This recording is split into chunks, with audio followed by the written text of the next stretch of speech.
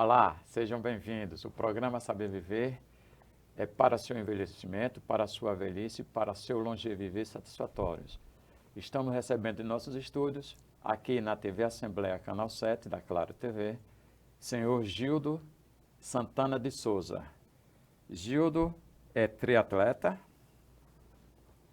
assistente de corrida de rua e de eventos esportivos, filósofo, consultor parlamentar, membro do Conselho Municipal da Pessoa Idosa em Maceió.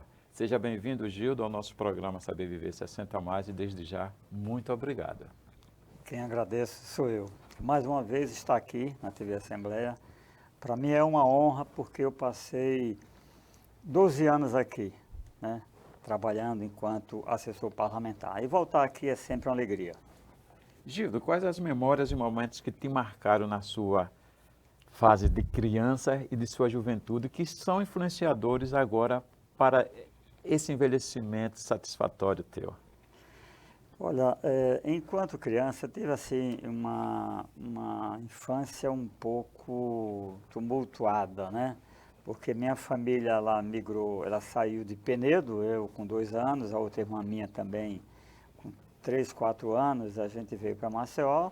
Assim, eu diria que foi assim, de certa forma, uma família de retirante da década de 50, onde naquela época a gente tinha realmente um velho Chico robusto, né, com a quantidade suficiente de água, e em alguns momentos tem uma certa, enchia Escassez, né? muito, tem uma certa cheia. A gente morava na beira do Rio São Francisco, então a gente migrou para Maceió, né, é de uma família humilde. Meu pai foi jogador de futebol do antigo Santa Cruz de Penedo, que enfrentava o penedense, era um atleta, né, ele e o irmão dele. E aí a gente veio para Maceió. E com muita dificuldade, a minha infância foi assim, procurando amigos para a gente do mesmo nível, né, para que a gente também trocasse ideias e superasse aquela situação, porque não era muito boa, para a gente estar sempre discutindo, inventando brinquedos, que eu fui morar ali na rua, no entorno ali da rua Cônego Machado com a Santa Cruz, e fui contemporâneo do professor Cícero Péricles, do Djavan, que morava no outro lado. Então foi uma infância assim que eu conheci muitas pessoas de grandes pensamentos, de grandes estímulos para a gente. Fui crescendo naquele meio ali. Recebeu muitos ensinamentos, né? Muitos ensinamentos, né? Muitos ensinamentos para se tornar esse pessoa idosa que é hoje. Mas na sua vida adulta e sua vida de jovem, qual foram os maiores desafios que edificaram esse processo de envelhecimento? Olha, eu enquanto jovem, adolescente, que eu morei durante 30 anos ali na rua Santa Cruz, próximo a Embratel, próximo a Cônego Machado, quando a gente chegou ali era tudo barro, era muito precário, e ali tem assim um grupo de pessoas que não tinha muita perspectiva de vida, e eu convivi com todo tipo de gente ali, mas eu me saí bem, porque você, quando tem um propósito de vida, né, e você tenta levar para as pessoas que o importante é você lutar, né, e sair daquela vida sedentária, daquela vida que não te leva para o bem, então você impõe automaticamente, naturalmente, o respeito. Eu me criei naquele meio, mas aprendi muito. Pessoas com problemas de saúde, pessoas com problemas de família. Existia assim um grupo também de pessoas que entrou para o mundo das drogas, mas eu me saí muito bem. Fui até instigado também a utilizar, não utilizei, porque eu tenho uma cabeça muito boa e sempre pensando para o futuro e fazer o bem para todo mundo. Então a infância foi assim um pouco tumultuada, mas eu passei por muitos momentos, mas algo lá de cima me deu um caminho reto e eu percorri, perpassei tudo aquilo, e aí hoje a gente está aí gozando da nossa excelente idade, né? Que não é mais a terceira idade, ela hoje a gente tem que considerar como uma excelente idade, porque a gente tem que ter uma visão mais sistêmica da coisa para a gente ir quebrando o paradigma, né? Porque a sociedade ainda é preconceituosa com referência à pessoa que ultrapassa os 60 anos. Mas me fale de sua vida adulta, casado, trabalhando, como embasou esse caminho para esse êxito da excelência na terceira idade? Olha, eu tive assim uma vida de muita inquietação. Eu sempre participei dos movimentos sociais, movimentos populares. Eu fui assessor parlamentar de um cidadão que foi um dos melhores, um dos mais atuantes parlamentares aqui nesta casa, que foi, eu não tenho receio em falar o nome dele, que é o Judson Cabral. Aprendi muito com ele.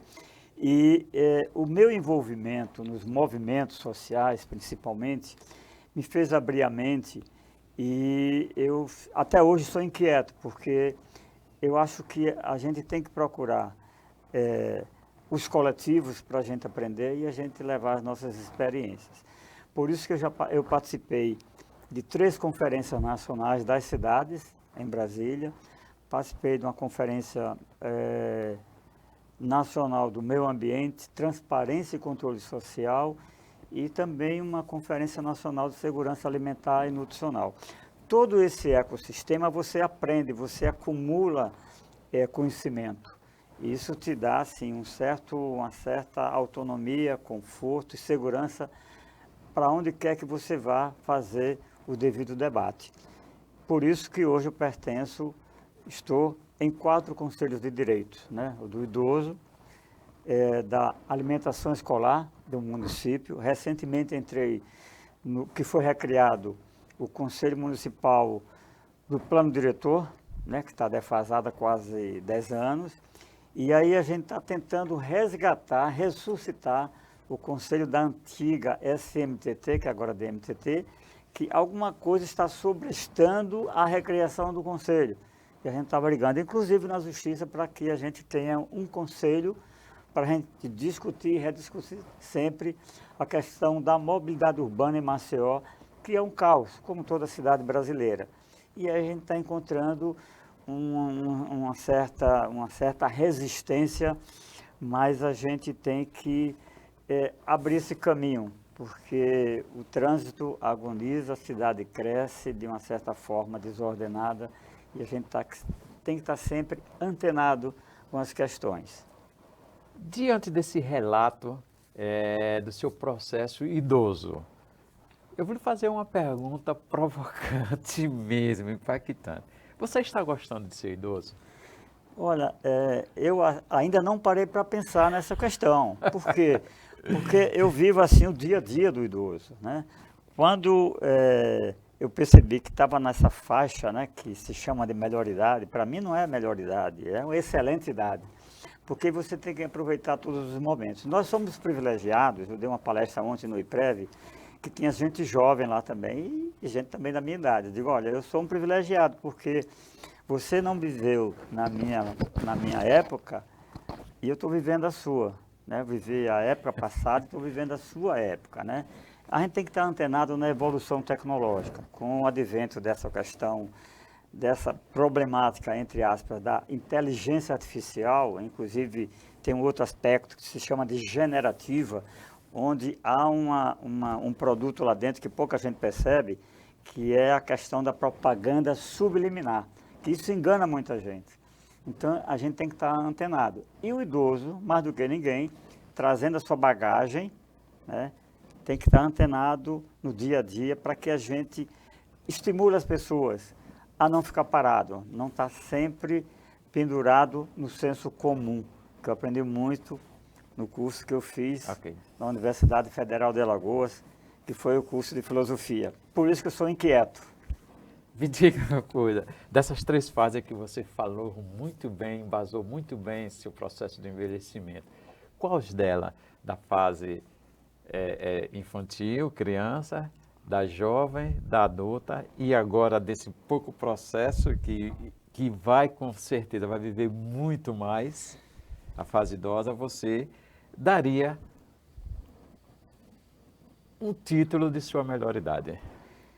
Olha, quando eu me casei com 33 anos, a idade de Cristo, né? Uma idade muito legal. A partir desse momento foi quando nasceu meus 3 filhos, que eu tenho 3 filhos hoje, todos casados, formados. E a partir desse momento que eu trabalhei numa empresa estatal mista, que foi a Embratel, e eu aprendi muito. Eu procurei assim, você não deve ficar dependente da empresa, você tem que estar sempre procurando se autocapacitar. Foi isso que eu fiz ao longo dos 23 anos de empresa. Foi um aprendizado muito grande, porque eu trabalhei dentro da empresa em setores que eu trabalhava com todo tipo de serviço lá dentro, conhecido como serviços gerais. Isso me deu uma visão muito grande de uma empresa estatal séria, né, que é a Embratel, Telecomunicações. Com isso, inclusive eu entrei também, eu sempre procurava, como eu te falei no começo, participar dos movimentos, qualquer que seja ele. Eu era membro da CIPA, estava sempre em discussão, questão da segurança, né, individual, patrimonial, coletiva, e também dos movimentos sociais. Para você ter uma ideia, no primeiro governo Lula, eu fui escolhido como integrante de um comitê para controlar e organizar a instalação dos comitês Fome Zero no estado de Alagoas. E aí a gente percebeu muita coisa, muita distorção, e a gente deu o tom.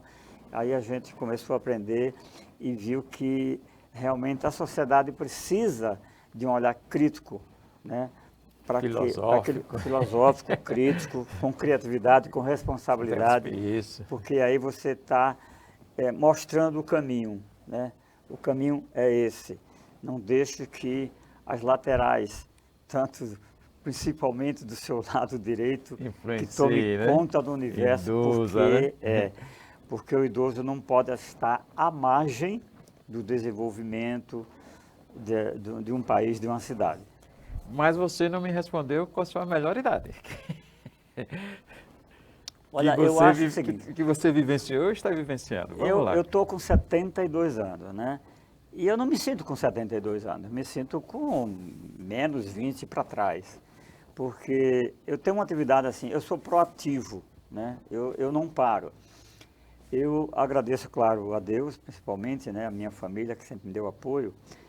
Mas assim, eu agradeço de uma certa forma.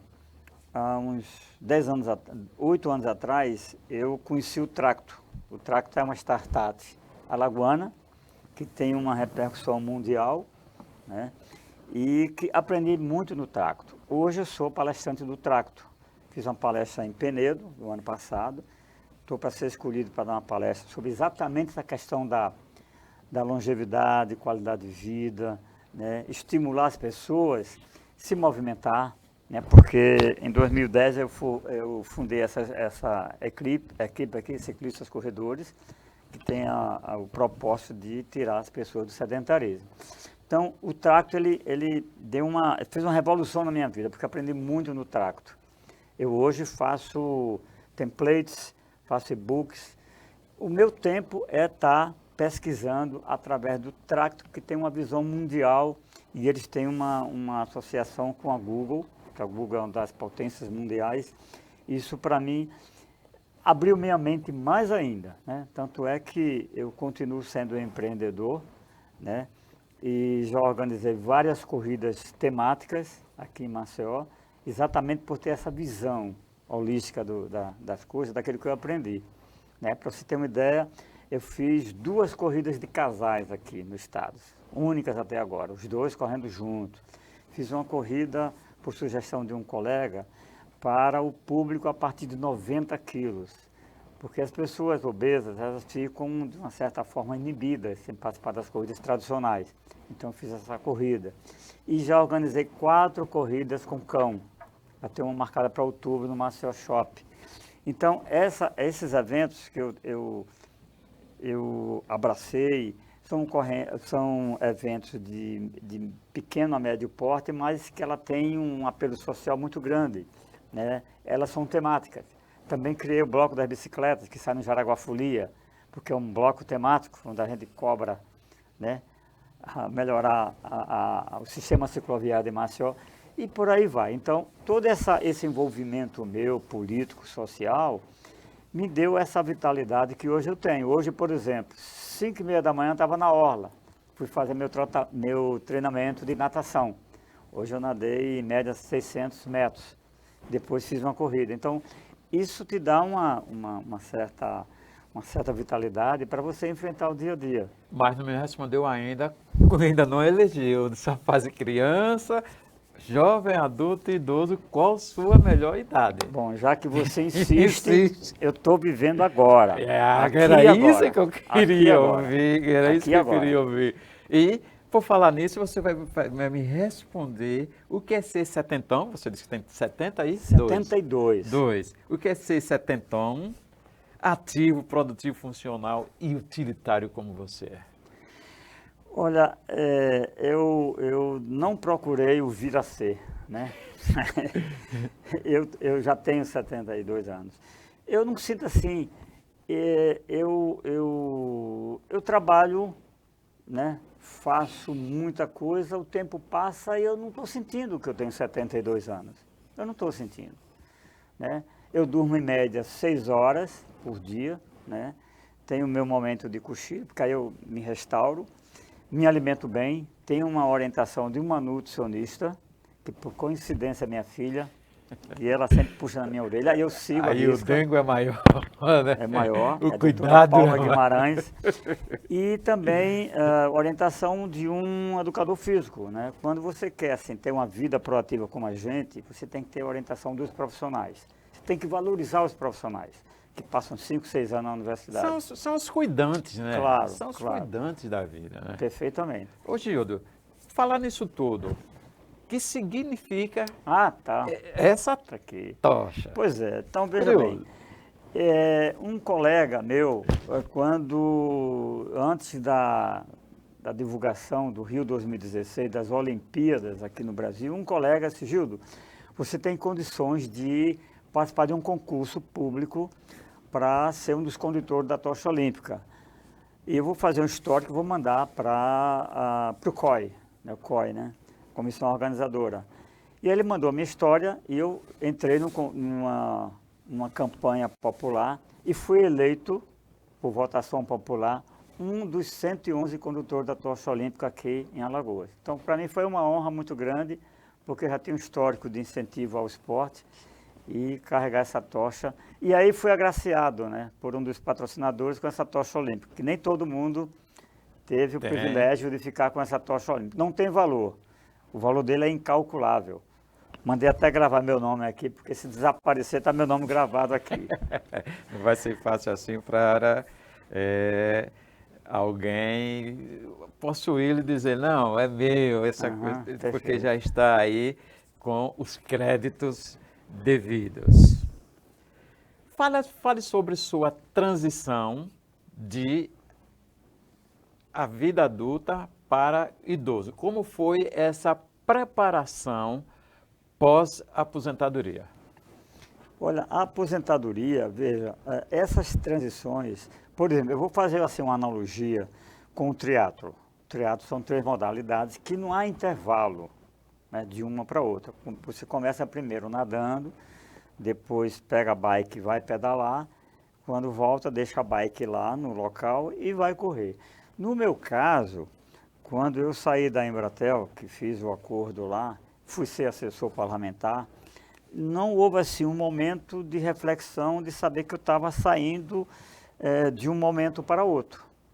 Então foi uma coisa assim que é como se fosse um vulcão que não para nunca.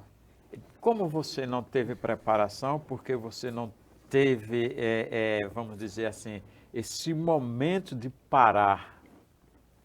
Você foi saindo já, entrando, virando a página, não foi, não precisou estudar, fazer história. Não. Virou a página. Virou a página. Porque já estava preparado. Isso.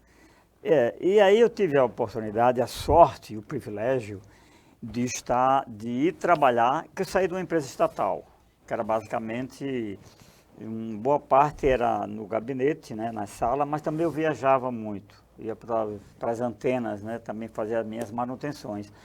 Mas aí eu tive a sorte de encontrar um cidadão de bem, um cidadão consciente daquilo que faz, que foi o Judson Cabral, engenheiro, especialização em meio ambiente, um camarada muito correto. Eu aprendi muito com ele, né? Então ele para mim foi uma escola para mim. Eu também devo muito a ele a experiência, e a gente trocou muita experiência, né? Apesar do que ele também tem quase a mesma idade minha. Mas ele tem 70 anos. Ele tem 70 anos, então foram mais de quase 20 anos, né, entre militância e os mandatos de vereador e deputado. Então isso para mim foi muito importante, porque ele é um camarada que tem convicções próprias, tem sua linha de respeito, né, e credibilidade na sociedade. Para mim isso, eu aprendi muito, foi uma lição de vida muito boa. Qual a senha do saber viver? Olha, senha, veja, às vezes você, olha, dá o pulo do gato, porque cada um tem uma forma de chegar, né, de chegar lá, né? É você assim, você procurar a fazer aquilo que você acha que é o melhor para você, né? Tá sempre correndo atrás, né? Sempre se superando, né? E problemas a gente encontra, né? Na nossa vida a gente tem vários tipos de altimetria e você tem que saber pisar direitinho, né? Se você cai para um lado, cai para o outro, você tem que saber se levantar, né? Reconhecer os problemas que houve e aí você tocar o barco, né? Porque problemas você tem no dia a dia, né?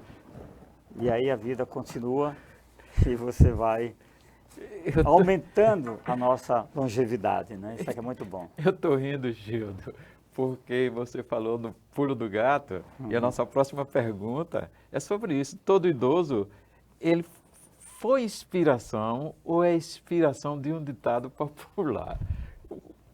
Qual é o ditado que impactou? Olha, eu como estudante, né, de filosofia, que eu não sou filósofo, né? Eu só sei que nada sei, né? Então, O bom filósofo, ele sei que nada sei. E todo tempo é estudante. Exatamente, eu sou um eterno aprendiz. Então, Isso. estou sempre aprendendo. E aquilo que eu sei, eu não guardo para mim.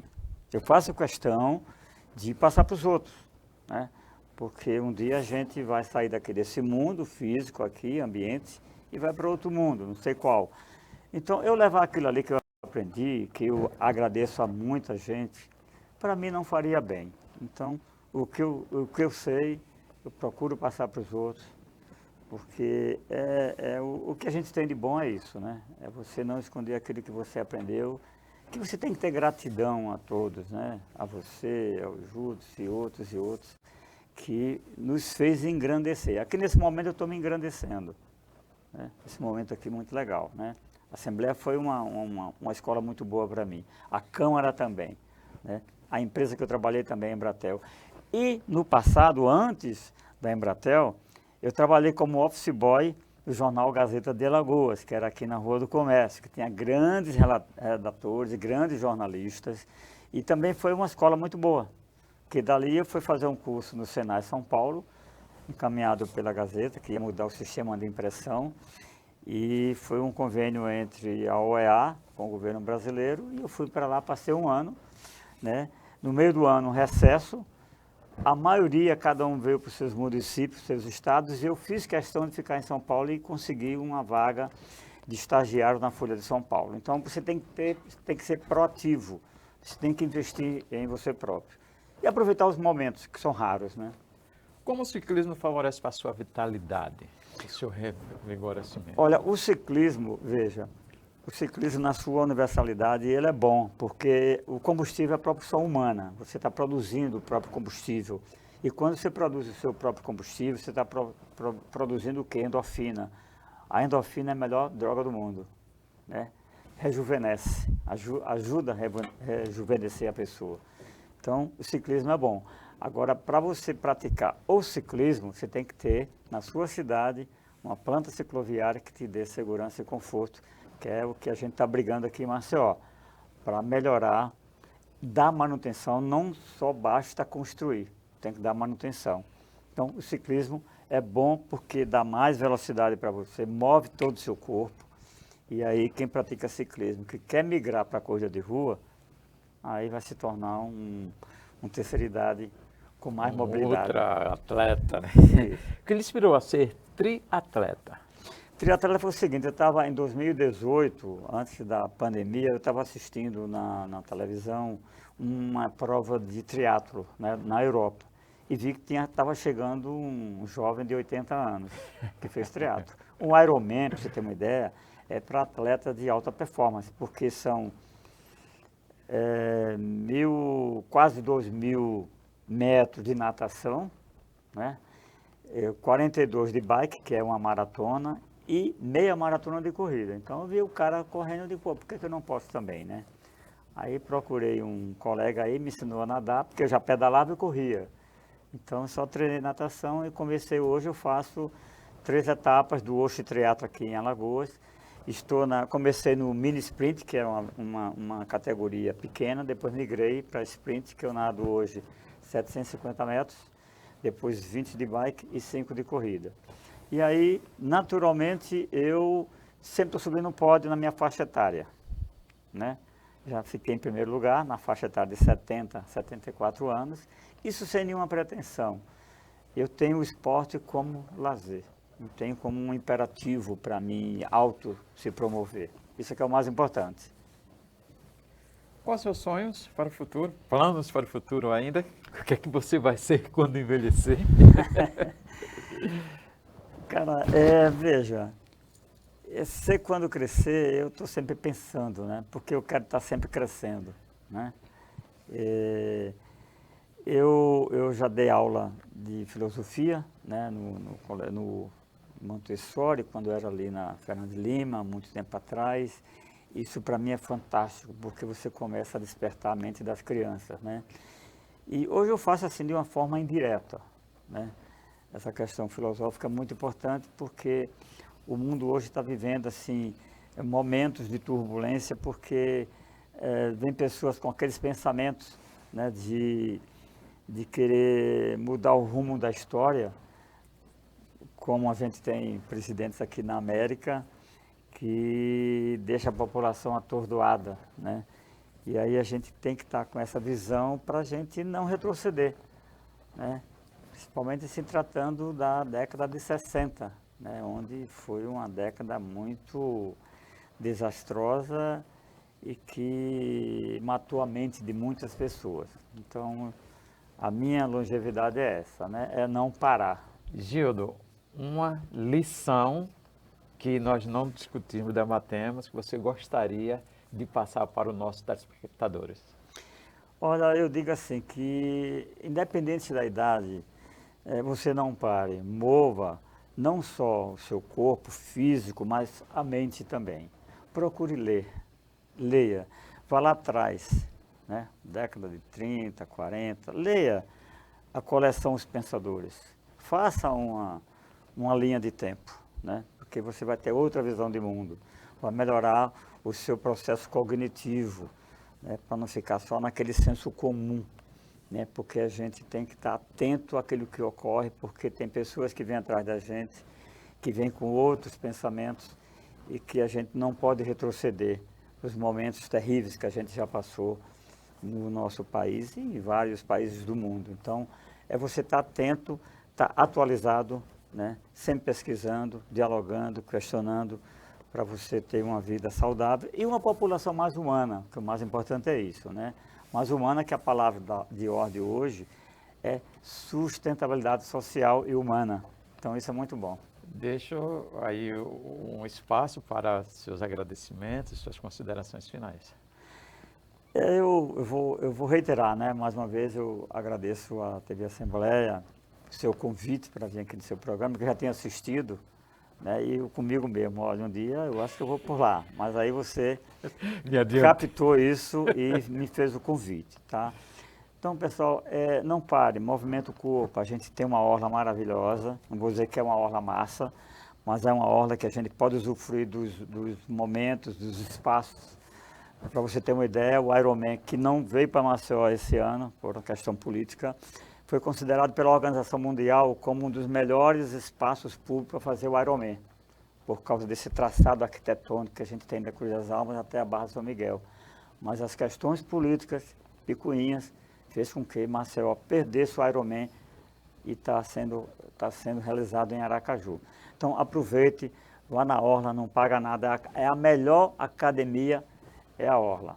Então, como tudo converge para a Orla, vá para a Orla também e vá usufruir o que a natureza nos ofereceu. Gildo, muito obrigado, meu telespectador. Tivemos hoje mais uma lição do Saber Viver 60+. Até mais, até já, até breve.